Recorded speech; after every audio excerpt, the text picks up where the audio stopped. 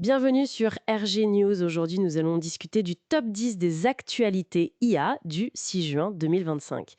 L'intelligence artificielle, ça n'arrête pas d'évoluer, hein, c'est fou, presque difficile à suivre au quotidien. Ah oui, tout à fait. C'est un flot continu d'innovation, de débats aussi, de nouvelles stratégies. Essayer de saisir les grandes tendances, c'est devenu essentiel. Et c'est justement ce qu'on essaye de faire ici, extraire un peu l'essentiel des nouvelles du jour, pour avoir une vision claire et rapide. Alors, on commence fort, j'ai l'impression, avec cette annonce, le Project Colossus d'Elon Musk. Ça fait beaucoup parler. Oui, effectivement, les sources évoquent une initiative assez secrète de XAI du côté de Memphis. L'ambition est énorme. Construire un supercalculateur Colossus, donc, qui pourrait, tenez-vous bien, atteindre le million de GPU. Une échelle qu'on n'a jamais vue, non? L'objectif, c'est clairement de dépasser tout le monde. C'est ça l'idée, oui. Dépasser les capacités actuelles des géants de l'IA. Mais comment? Comment c'est possible? Si vite?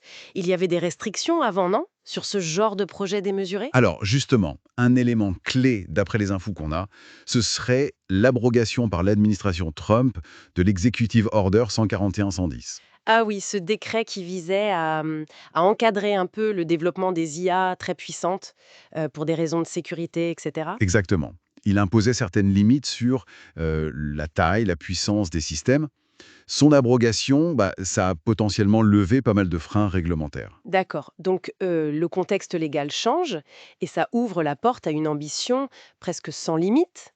On parle d'une IA 2.0, d'une super intelligence. C'est ça le but? C'est un peu l'idée affichée, hein. Oui, forcément, les répercussions immédiates, c'est d'abord une accélération massive de la course à la puissance de calcul.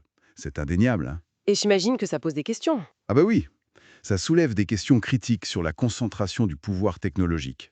Et ça ravive forcément le débat vitesse d'innovation versus sécurité éthique. C'est un équilibre difficile. C'est oui, c'est vertigineux comme perspective. Bon, passons de cette course à la puissance un peu abstraite à une application qui pourrait, elle, changer très concrètement les choses dans la santé. Bolt 2. Oui, Bolt 2.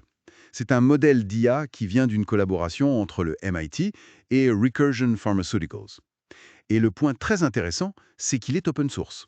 Il s'attaque à une étape clé de la découverte de médicaments. Open source, ça c'est notable. Et concrètement, il fait quoi ce modèle? Alors, il prédit ce qu'on appelle l'affinité de liaison.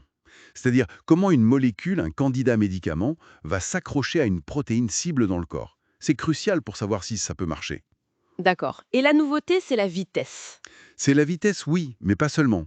Il atteint une précision qui est comparable aux méthodes de référence actuelles, comme les calculs FEP. qui sont très précis mais très lents, c'est ça? Exactement, très lent et très coûteux en calcul. Boltz 2, lui, serait environ 1000 fois plus rapide. 1000 fois, en gardant la précision. C'est énorme comme gain. L'impact va au-delà du simple gain de temps alors. Ah oui, complètement. Ça pourrait vraiment démocratiser cette étape du processus, des plus petits labos, des chercheurs à l'université. Qui n'avaient pas forcément accès à ces outils avant. Voilà, à cause du coût, du temps de calcul, là, ça leur ouvre des capacités de criblage virtuel massif. On peut imaginer une vraie accélération de la R&D pharma, et peut-être plus d'acteurs capables d'innover. C'est une belle promesse. Mais bon, ces avancées spectaculaires, ça pose toujours la question de l'encadrement, du contrôle. Ce qui nous amène tout droit au débat réglementaire qui fait rage aux États-Unis. Tout à fait. La grosse question là-bas, c'est est-ce que le gouvernement fédéral doit, oui ou non, interdire aux États de faire leur propre loi sur l'IA pendant 10 ans? C'est une proposition de moratoire fédéral qui divise énormément. 10 ans sans que les États puissent légiférer. Quels sont les arguments en gros? Alors ceux qui sont pour une loi fédérale unique, ils insistent sur le risque d'avoir un patchwork réglementaire. Imaginez 50 lois différentes sur l'IA. Un cauchemar pour les entreprises, j'imagine. Voilà. Ils disent que ça freinerait l'innovation, ça désavantagerait les entreprises américaines face à la concurrence mondiale. L'idée, c'est une règle pour tous pour avancer vite. Logique. Mais l'inverse, c'est quoi l'argument? Bloquer les États pendant 10 ans avec une techno qui bouge aussi vite, c'est pas un peu risqué? C'est exactement la crainte des opposants. Ils disent attention, les États sont souvent plus rapides, plus agiles pour répondre à des problèmes locaux, très concrets. Comme la discrimination par les algos, Hmm. les deepfakes. Par exemple, oui, discrimination à l'embauche, dans le logement, la prolifération des deepfakes. Les États peuvent vouloir agir vite. Un moratoire fédéral, ça pourrait créer un vide juridique un peu dangereux et empêcher des réponses adaptées sur le terrain. L'issue de ce débat est très incertaine pour l'instant. Besoin d'innover vite et celui de protéger. Et cette tension, on la retrouve aussi sur un autre sujet crucial, les données.